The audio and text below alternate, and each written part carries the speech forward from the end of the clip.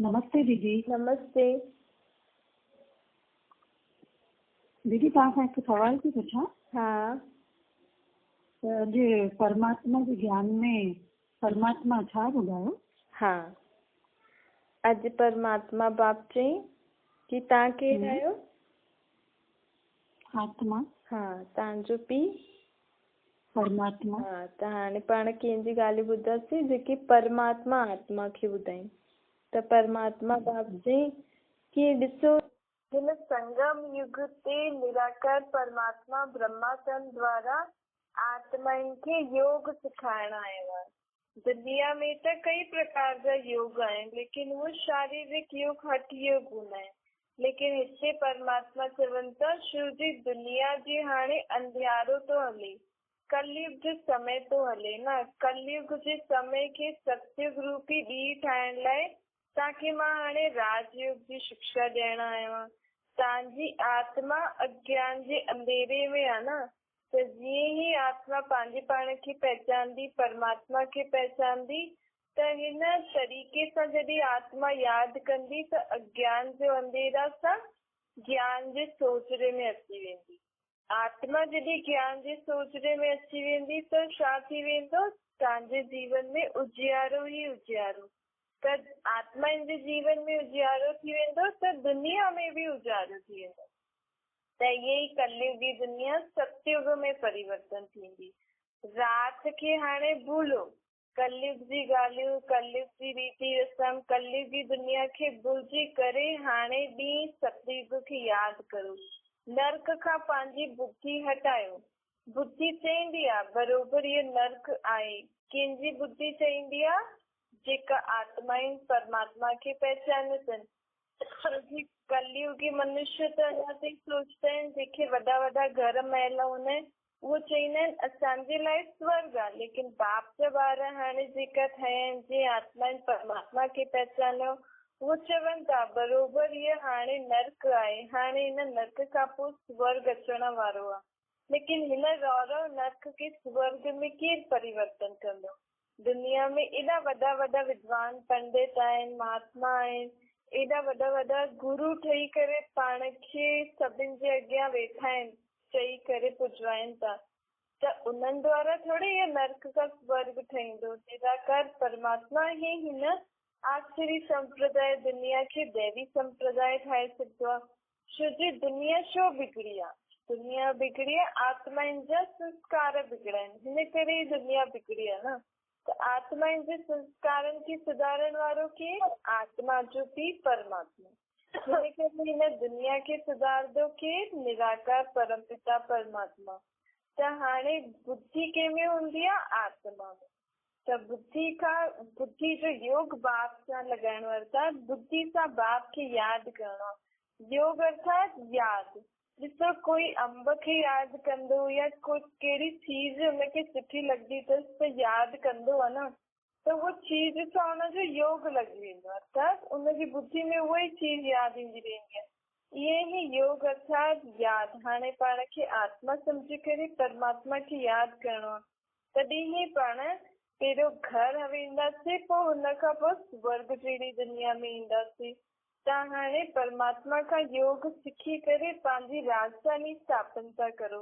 राजधानी में त सभु माण्हू हूंदा आहिनि न, त जेतिरो जेतिरो पाण बाप खे यादि कंदासीं ऐं पंहिंजी मदद पंहिंजे हिन अभ्यास सां जीअं जीअं आत्माउनि खे मदद मिलंदी वेंदी, जेकी जेकी आत्मायूं थी कलयुगी आखिरी संसार सां पंहिंजी बुद्धि योग हटाए छॾंदियूं ऐं नई दुनिया में लॻाईंदियूं, त उहो बि वञी करे हुन दुनिया में ई त तव्हां सां गॾु ईंदा न। ईअं ई त राजधानी स्थापन थींदी। ईश्वर निराकार असांखे हाणे ब्रह्माचंद में अची करे राजयोग जी शिक्षा थो ॾे। हिते कोई मनुष्य त वेही करे तव्हांखे हीअं न सेखारींदो। हा, बाक़ी परिचय ॾियण लाइ तव्हांखे केरु न केरु परिचय ॾींदो, भई तव्हां आत्मा आहियो, तव्हांजो पीउ परमात्मा आहे। ऐं आत्मा जो परमात्मा जो परिचय, पूरी सृष्टि चक्कर जो परिचय ॾियण लाइ माण्हू आहिनि, लेकिन तो पंहिंजे पाण ई हिकु बार बाप जो परिचय मिली वियो त कोई ये थोड़ी चईंदो हाणे मां पंहिंजे बाप खे यादि करा इन करे साम्हूं तां वियो मूंखे सेखारियो कीअं बाप खे यादि करणो। हिते हीअं न आहे, पंहिंजी बुद्धि सां ई हलंदे वेंदे खाईंदे पींदे बाप खे यादि करणो। पार्लर के बाप खे पाण छो भुलाए, छोजी पाण पंहिंजे पाण खे भुलिजासीं न। हाणे बुद्धि सां पंहिंजे बाप खे पहचानियो आहे त बुद्धि कंहिंमें लॻी रहे, बाप में लॻी रहे। तॾहिं ई पंहिंजा जन्म जन्मांतर जे विक्रम खां जेका बोझ चढ़ियल आहिनि असां पाण मुक्त थी सघंदासीं ऐं दैवी गुणनि जी धारणा थींदी। ईश्वर हाणे आयो आहे छो योगेश्वर ठही करे, परमात्मा बाप योगेश्वर ठही करे पाण खे योग अर्थात कीअं परमात्मा खे योग यादि कबो आहे इहो थो सेखारे। बाप जे बगैर कोई सदगति तव्हांखे ॾेई न सघंदो आहे, निराकार परमात्मा जे बगैर। दुर्गति ॾियण वारा दुनिया में दुर्गति जो रास्तो ॾेखारण वारा अनेक आत्मायूं आहिनि, लेकिन सदगति जो रास्तो आत्माउनि खे केरु ॾेखारींदो? आत्माउनि जो पीउ। स्वर्ग खे चइबो सदगति जी दुनिया ऐं मुक्ति धाम खे चइबो आहे जिते पाण आत्माएं रहंदा आहिनि, उहो आहे पंहिंजो घर। सदगति अर्थात जाते आत्माएं सुख शांति में जीवन जियनि। दुर्गति अर्थात आत्माएं जॾहिं दुख शांति जे जीवन में हूंदियूं आहिनि। आत्माउनि जी दुर्गति छो थी आहे? छोजी अॼुकल्ह सभु मनुष्य मत जे हिसाब सां था हलनि।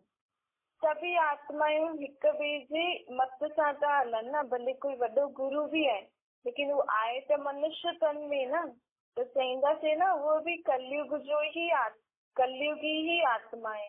भले वो पावन आत्मा है लेकिन त बि कलयुग जे हिसाब सां ई पाण खे मत ॾींदी। त सदगति जे हिसाब सां पाण खे मत ॾियण वारो केरु आहे? सतयुगी दुनिया जे लाइ निराकार परम पिता परमात्मा। बाबा चवनि था तव्हां मनुष्य मत ते हली हली करे तव्हांजी दुर्गति थी वई अथव। हाणे मां अची करे तव्हांखे सदगति जो रास्तो थो ॿुधायां। हिन रास्ते में मुख्य आहे ही पहिरीं ॻाल्हि कि मां केरु आहियां, मुंहिंजो केरु आहे। भगवान सां मिलण लाइ मुक्ति जीवन मुक्ति जो वरतो खाइण लाइ त केॾा जन्म जन्मांतर दर दर भटकिया आहियो न। मूंखे कहिड़ी जॻह तव्हां ढूंढण विया आहियो, ढूंढो बि था तो चओ था परमात्मा सर्वव्यापी आहे, कण कण में आहे। जॾहिं जॻह जॻह ढूंढण था वञो ऐं चओ त मां सर्वव्यापी आहियां त जॻह जॻह छो था ढूंढण वञो? त इहे समझ जी ॻाल्हियूं मनुष्य जी बुद्धि में अचे नथी। रावण राज्य जॾहिं खां शुरू थियो आहे तॾहिं खां तव्हां आत्माउनि जी गिरती कला थी आहे ऐं तव्हां जीअं जीअं किरंदा विया आहियो तीअं तीअं मूंखे ढूंढण बि उन ई रफ़्तार सां तव्हां तेज़ी कयो अथव। कीअं न कीअं असांखे भॻवानु मिले। ढूंढदे हाणे तव्हां प्रकृति जी बि पूजा आदि था करो कि प्रकृति खे बि भॻवान जो रूप मञी करे मञो था। त केॾे घोर अंधियारे में तव्हां अची आया न। सत्य त्रेता में तव्हांखे पंहिंजे बारे में ज्ञान हुयो, मां आत्मा आहियां। द्वापर में बि तव्हां मूंखे निराकार रूप में यादि कंदा हुयो, लेकिन कलयुग में अची करे तव्हांजी छा हालत थी वई अथव? भक्ति द्वापर खां शुरू थींदी आहे न, जॾहिं हिन दुनिया में विकार आदि जी प्रविष्टा थींदी आहे। जॾहिं आत्मा विकारनि जे वश थी करे पंहिंजे असली गुणनि खे भुलिजी करे विकारनि जे वश थी करे कर्म कंदी आहे त आत्मा खे दुख थींदो आहे। त आत्मा मूंखे यादि करणु शुरू करे छॾी आहे। हाणे मां तव्हांजे लाइ वरी खां उहो शिवालय जहिड़ी दुनिया स्थापन थो करां। हीअ दुनिया छा आहे? वैशाली। शिव बाबा खे यादि न कंदव त पोइ तव्हांजे पापनि जा भोग तव्हां जेका भोगो था हुन सां कीअं मुक्त थी सघंदव? बस जेका पाप कया आहिनि हुनजी भोगड़ा त भोगणी आहे, लेकिन बाप जी यादि में रहंदव त उहो जीअं भोगड़ा न थींदी। छोजी बाप गॾु आहे न त हुनजो असर थोरो घटि थी वेंदो। ॾिसो अक्षरी 2 आहिनि नामी ग्रामी, कहिड़ा? मन मना भव मध्याजी भव। हिन ॿिन्हिनि अक्षर खे ई अलॻि अलॻि शास्त्रनि में अलॻि अलॻि नाम सां लिखियो अथनि।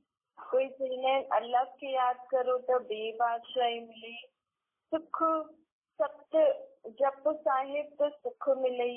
आहे हिकु ई शब्द मन मना भव मध्याजी भव, लेकिन हिन शब्द के अलग अलग धर्म अलग अलग नाम सां यादि कंदा आहिनि कि परमात्मा खे जब यादि करो, पंहिंजे पाण खे आत्मा सम्झी करे परमात्मा सां पंहिंजो बुद्धि योग लॻायो त तव्हांखे सतयुगी दुनिया जो सुख भोगण लाइ मिलंदा।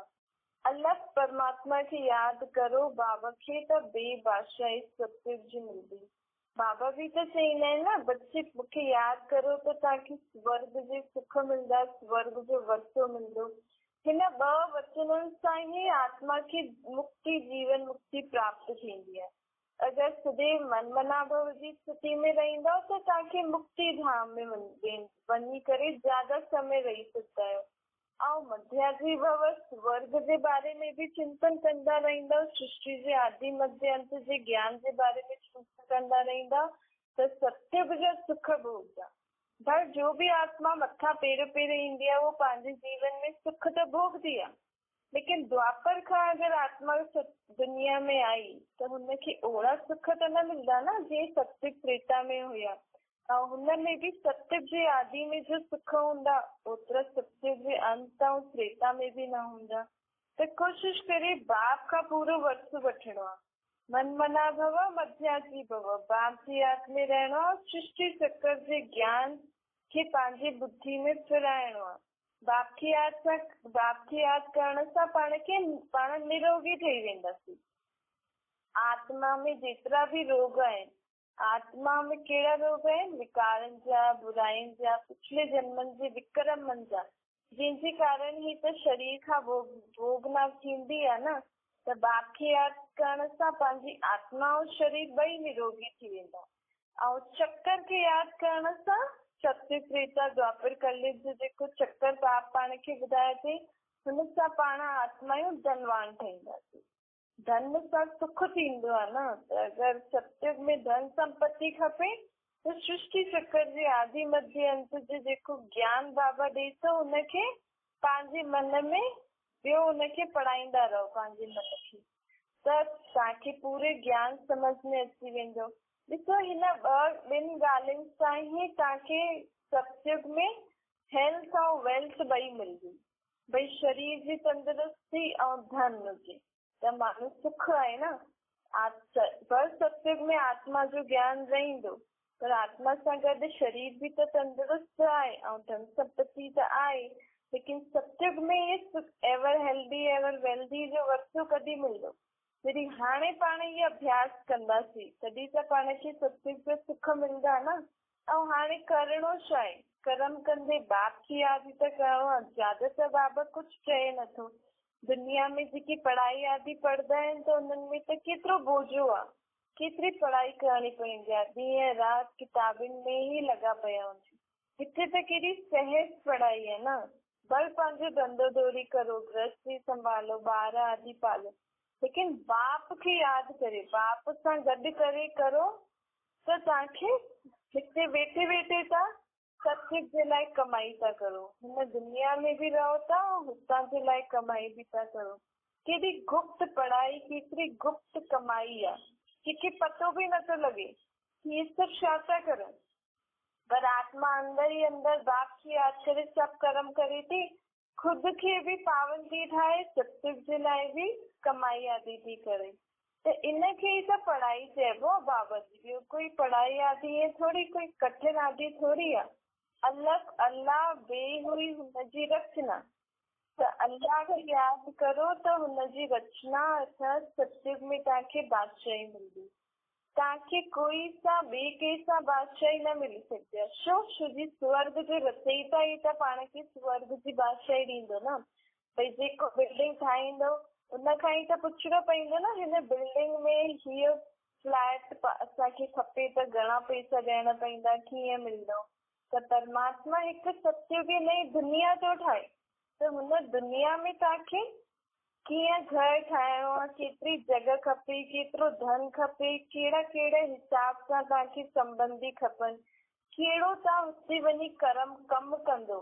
हुते कमु भी करणो पवंदो। महाराजा महारानी पंहिंजी राज ई संभालंदा, पोइ दास दासी पंहिंजो कमु कंदियूं, प्रजा जेकी हूंदियूं, कोई कपिड़ा बेचण वारा, कोई राशन, कोई छा।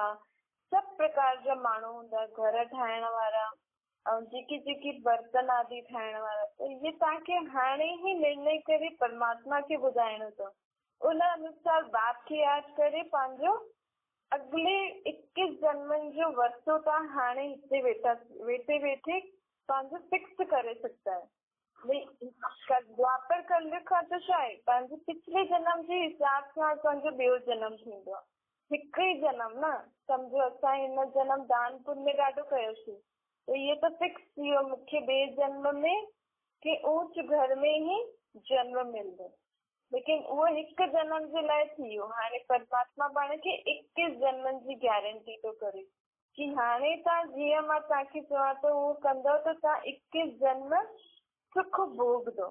ऐं उहे बि वॾा ई न, जीअं हुते बि वॾा हूंदा उन खां घटि उन खां घटि, सभी पंहिंजे पंहिंजे जीवन में संपत्ति आदि में संपन्न हूंदा। कंहिंखे बि हीअं न लॻंदो भई इहे वॾा आहिनि, महाराजा महारानी, असां नंढा आहियूं, प्रजा या दास आहियूं। सभु पंहिंजे पंहिंजे जीवन में सुख शांति में रहंदा।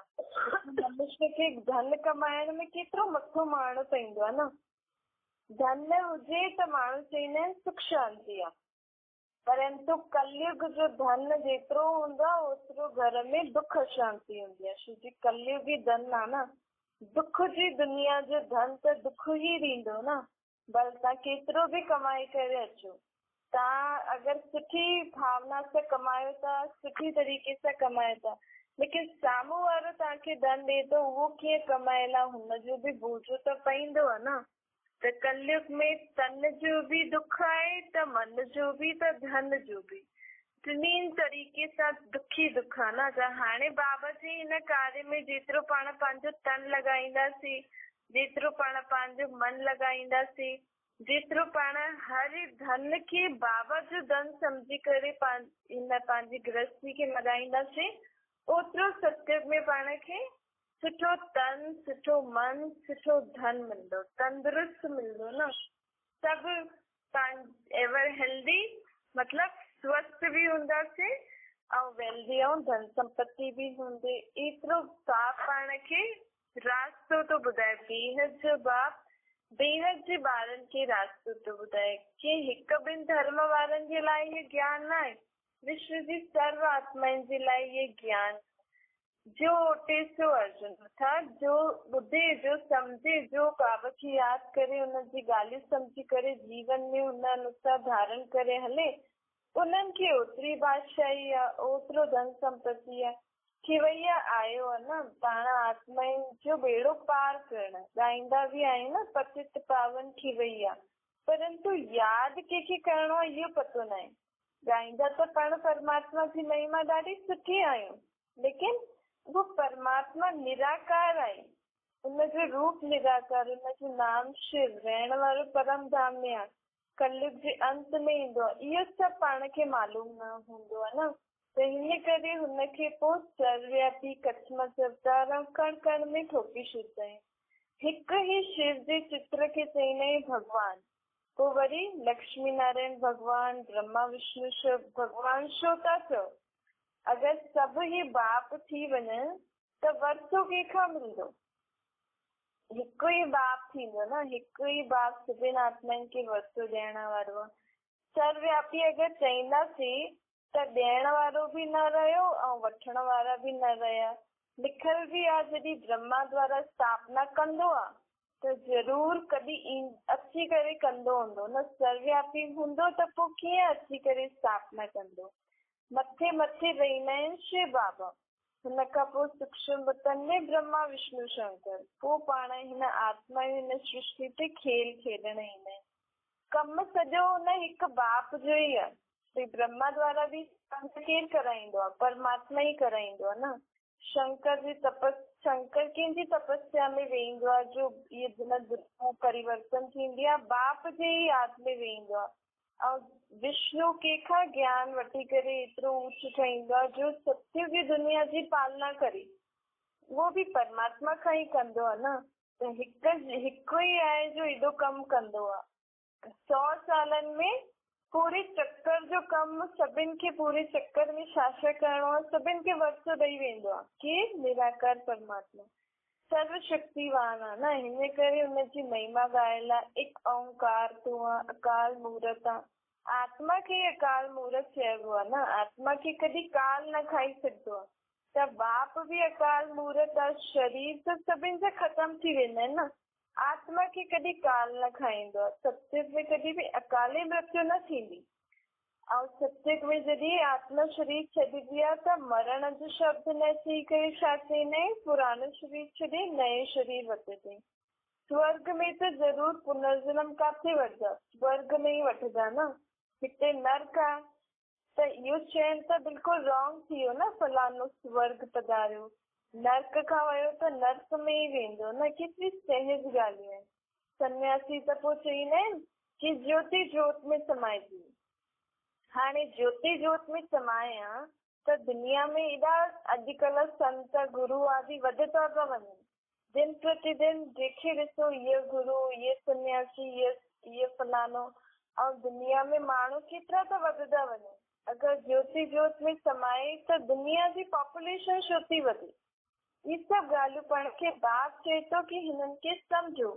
पोइ जेको सम्झ में अचे थो त जीवन में धारण करे हुन अनुसार हलो त तव्हांजी आत्मा जेकी दुख परेशानी में लॻी पई आहे, हेॾी सारी अलॻि अलॻि जी मतनि में फसियल आहे, त पंहिंजी समझ जे अनुसार तव्हांजो जीवन जींदो त सुख शांति में जींदो।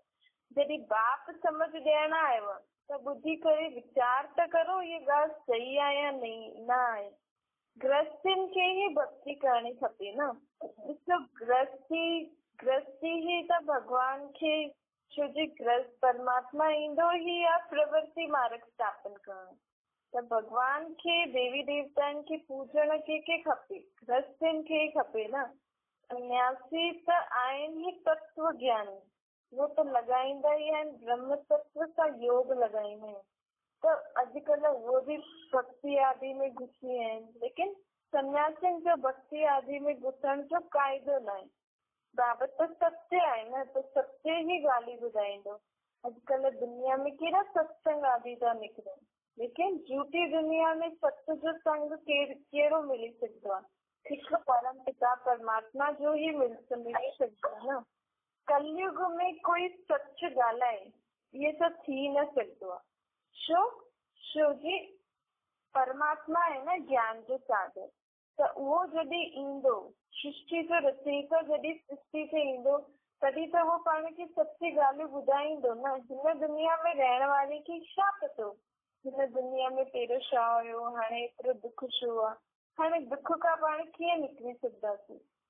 असां केरु आहियूं, असांजो घर छा आहे, कहिड़ो आहे? भॻवान जो असली रूप ई नथा ॼाणनि, खुदि खे नथा पहचाननि कि असां आत्मा आहियूं, त उहो तव्हांखे सची ॻाल्हियूं छा ॿुधाए सघंदा आहिनि? हिन करे भॻवान खे ई सत्य चइबो आहे, छो जी उहो अची करे पंहिंजी हिन रचना जी सची ॻाल्हियूं ॿुधाईंदो आहे। त सत्संग कंहिंजो हिकु संग सचो आहे, निराकार परमात्मा जो। हुन सच्चे जे संग में जॾहिं आत्मा रहंदी आहे त पाण आत्मायूं बि जेके झूठियूं थी वियूं आहिनि, पाण बि सची थी वियूं आहिनि। ॾिसो, सभिनि खां पहिरियों त पंहिंजा जेका गुण सचा आहिनि, पाण पंहिंजे सचे गुणनि सां उहो कम करो ई नथा। पंहिंजे गुण आहिनि शांति, प्रेम, आनंद, ज्ञान, पवित्रता, शक्तियूं। त हिननि शुद्ध शक्तियुनि जे आधार सां, बाक़ी सभु गुणनि जे आधार सां पाण कर्म नथा करूं। पाण कहिड़े हिसाब सां कर्म था करूं? रावण जी मत सां, काम, क्रोध, लोभ, मोह, अहंकार वश थी करे पाण हर कर्म करूं था। त झूठे जो संग कयो आहे न।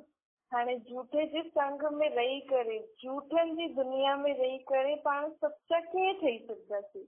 जॾहिं वो सचो बाप ईंदो, त जॾहिं आत्मा हुनखे परमात्मा के निराकार रूप में यादि कंदी, तॾहिं त हुन सचे जे संग में रही करे आत्मा वापसि खां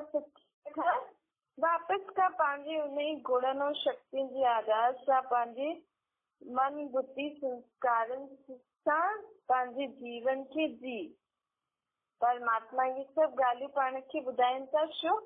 छो जी आत्मा ई मुख्य हूंदी आहे न, हुनमें बि आत्मा जो मन जेको वीचार कंदो आहे, हुन सां ई हुनजी पूरो जीवन हलंदो आहे। त परमात्मा आत्मा खे जागृति थो ॾे कि तू आत्मा तुम्हें मन बुद्धि संस्कार जो सूक्ष्म शक्तियूं थी हुन शक्तियुनि खे तू हाणे मुंहिंजे संग में रही करे सुधार। पंहिंजी संकल्प शक्ति के सुधार, पंहिंजी बुद्धि निर्णय शक्ति के सुधार, पंहिंजे हर कर्मेंद्रियनि सां तू जेको कर्म थी करे वो सुधार दिया त तुंहिंजे जीवन में सुख शांति ईंदी। ये मत ॾियण वारो केरु आहे? निराकार परमात्मा। कंहिंखे त मत ॾे? आत्मा आहिनि पंहिंजे ॿारनि। परमात्मा बाप मूंखे ये ॻाल्हियूं ॿुधाई तो हिनखे एकांत में जॾहिं बि वियो था अंदर विचार कजो, पोइ हिनखे जीवन में परमात्मा खे यादि कंदव त परमात्मा बाप तव्हांखे शक्ति ॾींदो कि हिनखे पाण पंहिंजे कर्मनि में लाहींदासीं। ठीकु आहे? जी, थैंक यू। Thank U.